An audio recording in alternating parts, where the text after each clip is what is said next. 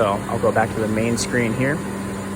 Usually while I'm running, I will turn all of my timers on and I will run on filler timer. So this is in the filling set points page. Turn all my timers on, and then there is adjustment of how long the timer runs for on each one of these fill heads. So usually 1200 is nice. It's a little bit of an overfill, but because of that, your bottles get pressurized, and it works out pretty nice actually. Then bottler settings, which you can reach your many menus. Bottler settings, there's a snipped target. This is going to be the pressure that the fill heads lift up at. You want it to obviously lift up to where you have just like foam just exiting. You know this, but usually I will start the machine at 4, and then I would slowly increase it as the beer stabilizes to higher and higher pressures. I am normally running the tank at about 18 psi in the tank, which is recorded here. And yeah, so sniffed target, very important. Start low, slowly bring it up. Filling set points, make sure all your timers are on, and then you can adjust how much beer is going into the bottle by adjusting the timer. You can jog heads, and that will open each one individually during cleaning and things like that. There's many settings here that you can get into. I think most of them are fairly plain English. Let's see what else. Oh, and the jog. What is this? System settings. There's many ways to get this, but jog devices is going to get you into your manual page.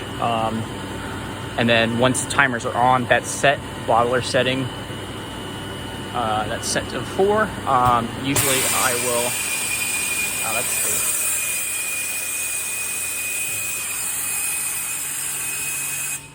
Sorry, that was the end of that CIP cycle. Once that's set, usually how I start a sequence is I will bring in my first 8 bottles. I will go to jog. I will straighten. I will lower filling bar. I will open all beer valves. Open all beer valves and speed valve. I will fill until I see only solid beer, no foam. It can take a little while, maybe 30 seconds to a minute. Once that's good, I will close both of these. I will open my snipped. I will let the pressure bleed off until it's not going to make a mess, basically. Then I'm going to close my snipped, lift my filling bar, open my straightener, and then I'm going to hit start.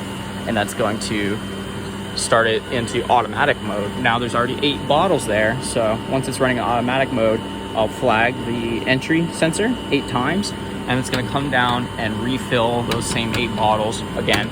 And then after that, you're off to the races. It's going to go release those, cap those, let the next ones in, and continue the cycle. But I think that if you don't do that startup sequence, you'll just lose your first 8 to 16 bottles.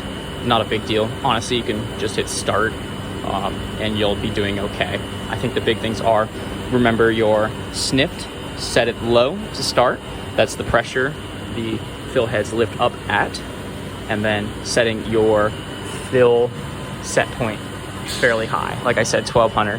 If there's not enough resistance in the snipped because you've got your fill too low, then the sensor that detects the pressure, which is up top there, detects the pressure of this manifold, will get a false reading and it'll lift early and you'll get a ton of foaming.